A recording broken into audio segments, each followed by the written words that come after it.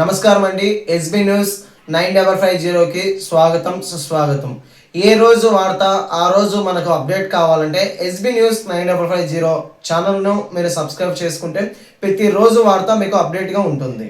Sir, ఇప్పుడు పవన్ కళ్యాణ్ మీద యుద్ధం మళ్ళీ ప్రారంభించారు. జనసేన అంటే గత ఎలక్షన్ నుంచి కూడా ఒంటికాల మీద వేస్తున్నారు. ఇప్పుడు జెండా మీద పడ్డారు. కారణం ఏంటి? పడలేదండి, వాస్తవాన్ని చెప్తున్నాం. అంటే మేము ఒకటే చెప్తున్నాం, భారతదేశం లాంటి లౌకిక దేశం ఇది. ఇక్కడ మతం లేదు, కులం లేదు, అన్ని మతాలు స్వేచ్ఛగా బ్రతకచ్చు. మన ఆర్టికల్స్, మన కాన్స్టిట్యూషన్ అయ్యే చెప్తున్నాయి. అందుకని ఈ భారతదేశంలో మీరు జీసస్ క్రీస్తుకి సిలువేసినటువంటి యూదుల నమూనాతో ఉన్నటువంటి జెండాని ఇక్కడ జనసేన పార్టీ సభ్యులతో మోయించడం, భవిష్యత్తులో ఈ నిజాన్ని ప్రజలు తెలుసుకుంటే భారతదేశంలో మతపరమైనటువంటి విధ్వంసాలు వస్తే దానికి పవన్ కళ్యాణ్ గారు బాధ్యత వహిస్తారా? వహించలేరు కదా. ఇక్కడ క్రిస్టియన్స్, ఇండియాలో క్రిస్టియన్స్ మెజారిటీ, హిందువుల తర్వాత అలాగే ముస్లిమ్స్ ఉన్నారు, అలాగే పార్సీస్ ఉన్నారు, ఇతరత్ర సిక్కులు ఉన్నారు. ఇలా కొన్ని తెగలు ఉన్నాయి.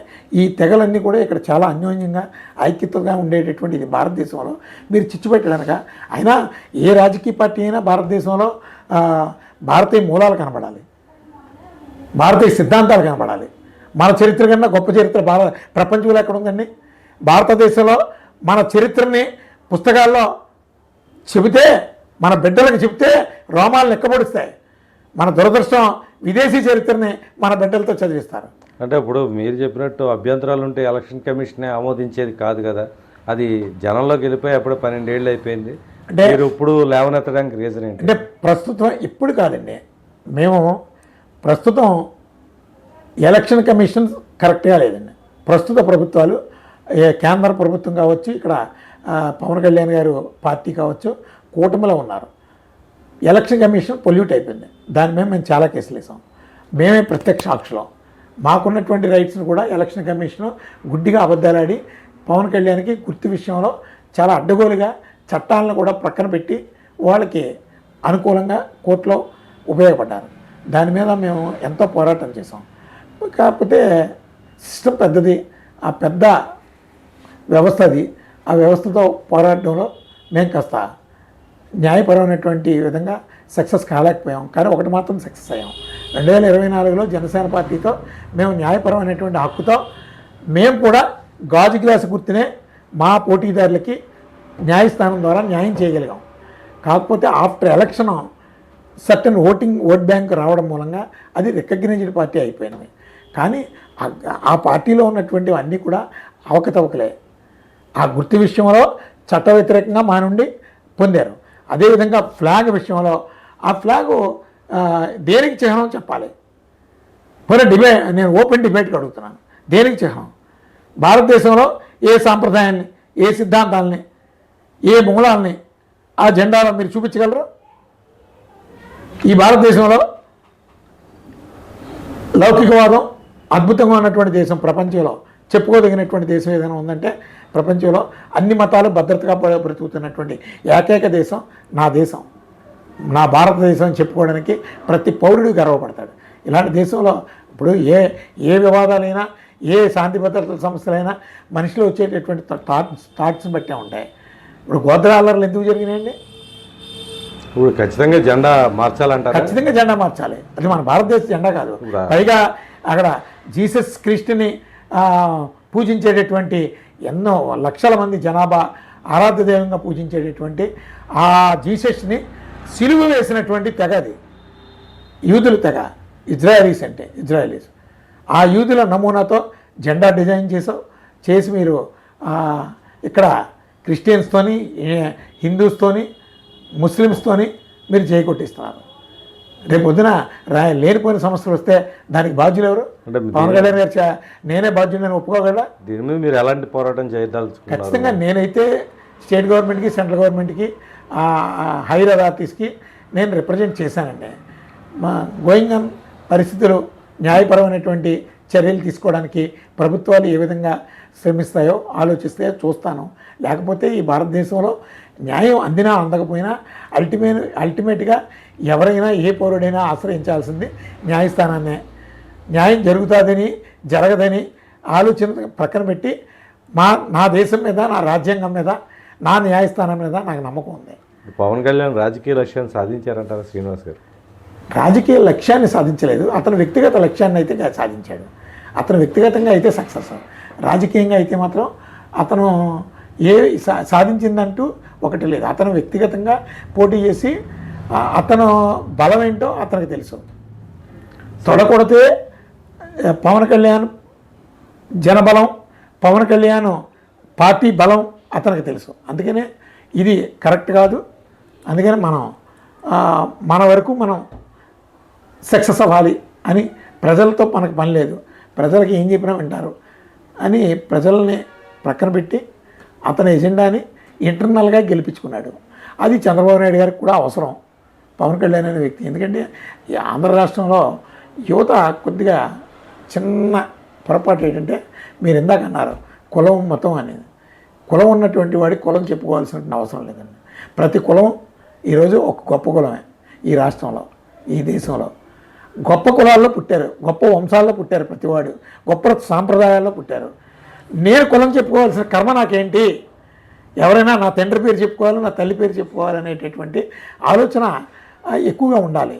ఈ సినిమా ప్రభావంతో ఈ మధ్యకాలంలో ఏం జరిగిందంటే, పిల్లలకి, యువతకి కులాన్ని ఒక డ్రగ్ అడిక్ట్ చేశారు. ఒక డ్రగ్ అడిక్ట్ అయిపోయింది. గంజాయి, హెరాయిన్, కొకైన్ లాంటి మత్తుగా అలవాటు చేసేసారు. దానికి అలవాటు పడితే ఏ విధమైనటువంటి మత్తు అలవాటు పడతారో అలాగా ఈ సినిమా ప్రభావం అలా అలవాటు పడిపోయారు. ఇప్పుడు యుక్త వయసులో సినిమా అభిమానాలు చుట్టూ తిరిగితే ఇప్పుడు కేరళ వాళ్ళు ఉన్నారండి, తెలంగాణ ప్రజలు ఉన్నారు, తమిళనాడు ఉన్నారు. వాళ్ళు సినిమాని చూస్తారు, కాకపోతే వాళ్ళ కెరీర్ని డెవలప్ చేసుకుంటారు. ఇక్కడ సినిమా వాళ్ళు ఏం చేస్తున్నారంటే, చదువుకున్న పిల్లల్ని సినిమా ప్రభావానికి బానిసలుగా మారుస్తున్నారు. కానీ సినిమా వాళ్ళు ఏమీ చేయరని ప్రజలకు తెలుసు. కానీ ఎందుకో ఒక ఆర్టిఫిషియల్ వైరస్ ప్రజల్లోకి, కృత్రిమ వైరస్, ఆ వైరస్ని బాడీలోకి అలవాటు చేస్తారు. ఏదో తెలుసుకుంటారు, బిడ్డ భవిష్యత్తు నాశనం అయిపోతున్నా నాకు పలానా సినిమా హీరో కోసం టికెట్ అవసరమైతే 300 రూపాయలు 500 రూపాయలు పెట్టుకొని కొనుక్కొని వెళ్తాడు. ఇక్కడ బిడ్డకు పాలు లేకపోయినా మరి, ఆ రోజు పూట భోజనం లేకపోయినా, పిల్లలను చదివించుకోవడానికి కెపాసిటీ లేకపోయినా, అంత అమాయకత్వంలో నా ఆంధ్ర యువత ఉంది.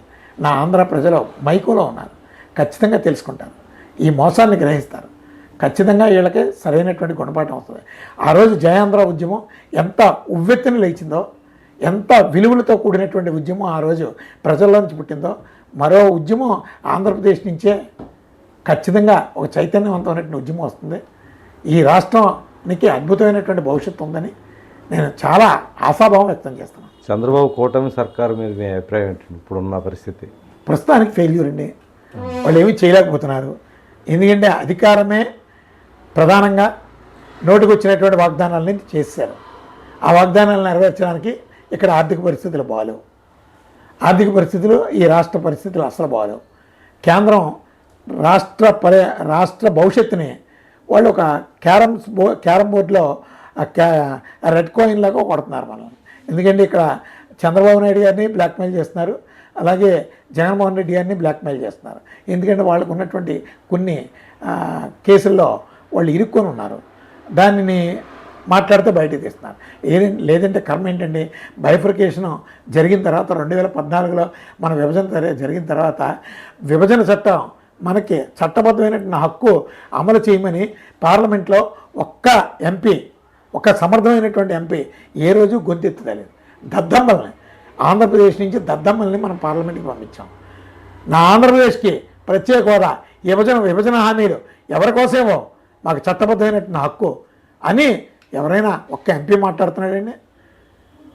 ఒక్క పత్రిక, కార్పొరేట్ పత్రికలు ఏదైనా రాస్తుందండి? ఒక సబ్జెక్ట్ దాటితే ఒక సబ్జెక్ట్. నిన్న అసెంబ్లీ జరిగింది, అసెంబ్లీ అంతా నెయ్యి గొడవ.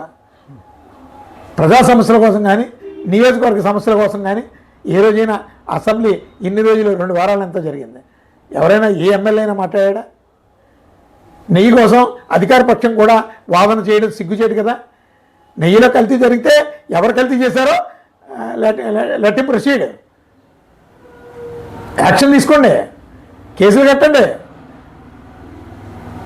చట్టబద్ధమైనటువంటి చర్యలు తీసుకునేటటువంటి స్థాయిలో మీరుండి మీరు ఆరోపణలు చేసి ఆ అపోజిషన్ పార్టీ వాళ్ళు ఆరోపణలు చేస్తూ దానికి మీ సొంత పత్రికలు చక్కగా లిఖిస్తూ ప్రజల సమయాన్ని వృధా చేస్తూ కలియుగ దైవం శ్రీ వెంకటేశ్వర స్వామి పేరుతో మీ రాజకీయ ప్రాబల్యాన్ని నిండు అసెంబ్లీలో నిన్న రాద్ధాంతం జరగడం అనేది ఖచ్చితంగా మీరు రాజకీయ ఉనికిని కాపాడుకోవచ్చు, కానీ శ్రీ వెంకటేశ్వర స్వామి వారిని మాత్రం మీరు తప్పించుకోలేరు.